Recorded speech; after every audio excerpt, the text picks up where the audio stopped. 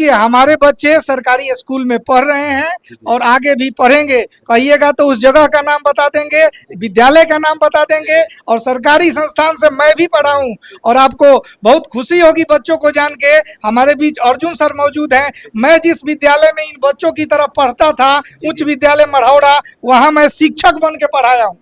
यानी कि शिक्षक के रूप में मेरा प्रथम योगदान उस विद्यालय में था जिस विद्यालय में मैं खुद ही मतलब छात्र बन के पढ़ा और वहीं शिक्षक बनने का सौभाग्य मिला। यदि बेहतर माहौल हम लोग प्रबंधित करके देते हैं तो निश्चित रूप में निजी विद्यालयों से किसी मामले में हम कम नहीं है और हम बेहतर परिणाम दे रहे हैं और आगे देंगे। पढ़ाई के मामले में इतना हम लोग एक्टिव कर दिए कि बच्चे का रुझान जो है स्कूल की तरफ हो गया। हमारे प्रधान अध्यापक बहुत मेहनत किए कि अभिभावक से मिलना शुरू कर दिए, अभिभावक को यहाँ पर ला करके यहाँ की समस्या को दिखाना शुरू कर दिए। तो हम लोग जो है इन बच्चों को क्या किया कि थ्योरी भी पढ़ाया, ऑब्जेक्टिव भी पढ़ाया, लघु भी पढ़ाया, और फिर हम लोग जो है मिल करके जो है टेस्ट लेते थे। और उस टेस्ट में जो कम जब नंबर लाता था उस पर हम लोग विशेष ध्यान देते थे। लोग क्यों बदनाम है कि सरकारी स्कूल के टीचर पढ़ाते नहीं हैं? देखिए, जहाँ तक ये बात है, कहीं ना कहीं ये भ्रांति अब टूट रही है। आज हमारे पास यहाँ बीपीएससी से उत्तीर्ण कई शिक्षक आए हैं जो एक से एक मेधावी हैं और कहीं ना कहीं अच्छे मेरिट के बाद यहाँ पहुँचे हुए हैं। जहाँ बिहार बोर्ड का रिजल्ट 80% रहा है, हमारे स्कूल का रिजल्ट आप जान के आश्चर्य होगा आपको कि 90% बच्चों ने पास किया है।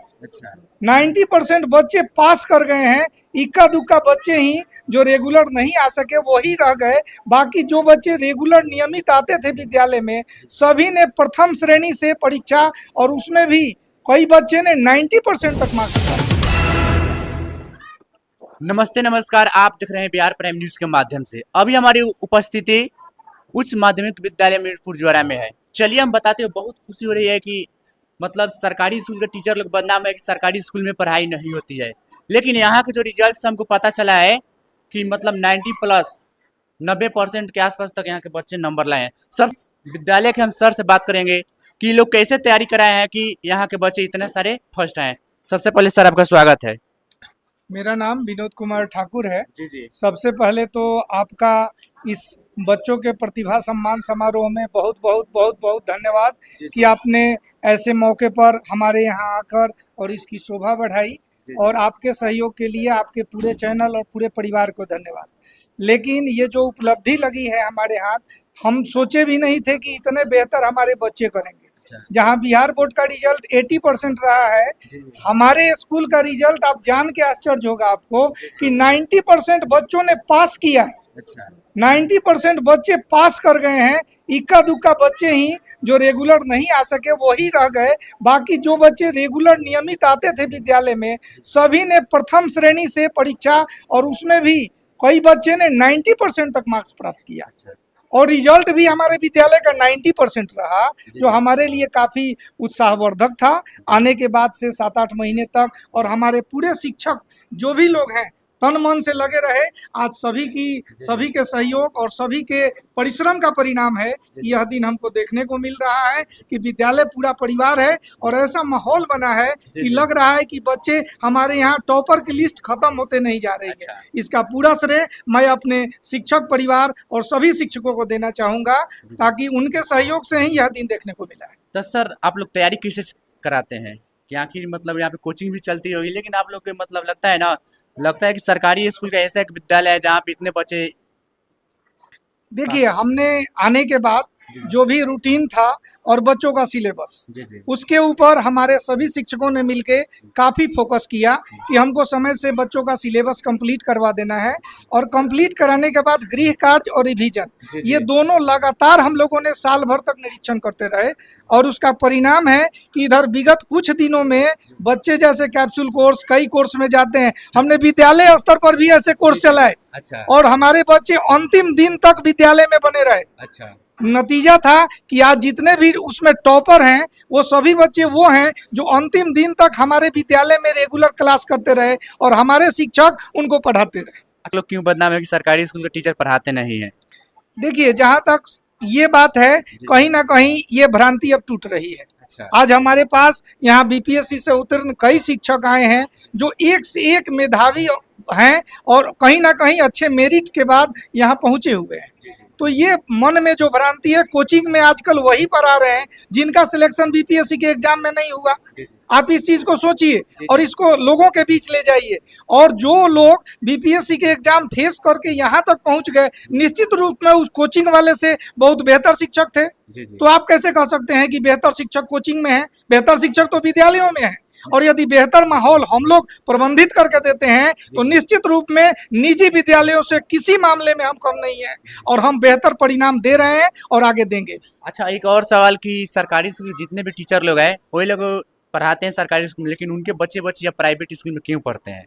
देखिए, ये एक बहुत बड़ा जो अभी हम प्रश्न आपके समक्ष रखे हुए हैं कि योग्य शिक्षक सरकारी विद्यालयों में है और जो कम योग्य शिक्षक हैं वो पढ़ा रहे हैं प्राइवेट विद्यालयों में।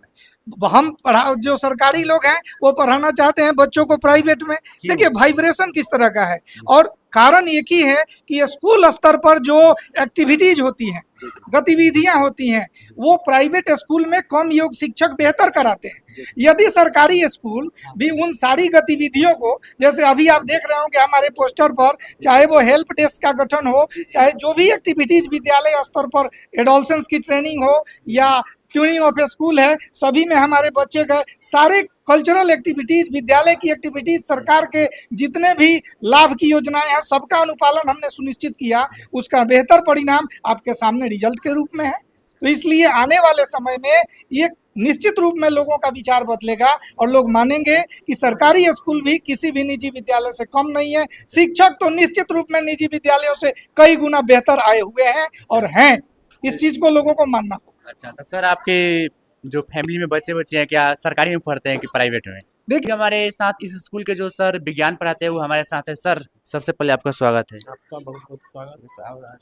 पकड़ के सबसे पहले मैं आपका इस राम जयपाल बाबू जो उप मुख्यमंत्री रह चुके हैं, उनके धरती पर आपका बहुत बहुत स्वागत है। जी सर। ये ऐसा ग्रामीण क्षेत्र है जो कृषि क्षेत्र है, जहाँ के हमारे यहाँ के बच्चे खेती बाड़ी भी करते हैं और पढ़ते भी हैं। जब हम यहाँ पे आए तो देखे कि बहुत ज़्यादातर जो है खेती में लोग बच्चे को भेजते थे, यहाँ पढ़ने नहीं आते थे। तो यहाँ पर हम लोग आकर के इतना पढ़ाई से जुड़ाव कर दिया और पढ़ाई के मामले में इतना हम लोग एक्टिव कर दिए कि बच्चे का रुझान जो है स्कूल की तरफ हो गया। हमारे प्रधान अध्यापक बहुत मेहनत किए कि अभिभावक से मिलना शुरू कर दिए, अभिभावक को यहाँ पर ला करके यहाँ की समस्या को दिखाना शुरू कर दिए। तो हम लोग जो है इन बच्चों को क्या किया कि थ्योरी भी पढ़ाया, ऑब्जेक्टिव भी पढ़ाया, लघु भी पढ़ाया और फिर हम लोग जो है मिल करके जो है टेस्ट लेते थे और उस टेस्ट में जो कम जब नंबर लाता था उस पर हम लोग विशेष ध्यान देते थे। चलिए, हमारे साथ करण जी है, मानिए तो हमारा छोटा भाई है, लेकिन अपने स्कूल में सबसे ज्यादा नंबर लाए हैं। लेकिन इनका अभी लगता है कि अगर सीबीएसई में कोई बच्चा पढ़ता तो 7वां 8वां में, लेकिन ये मैट्रिक है ना, उत्तीर्ण कर चुके हैं। सबसे पहले आपका स्वागत है। Thank you. Thank you. आपके पिताजी का क्या नाम है? सरजुन राम। सरजुन राम।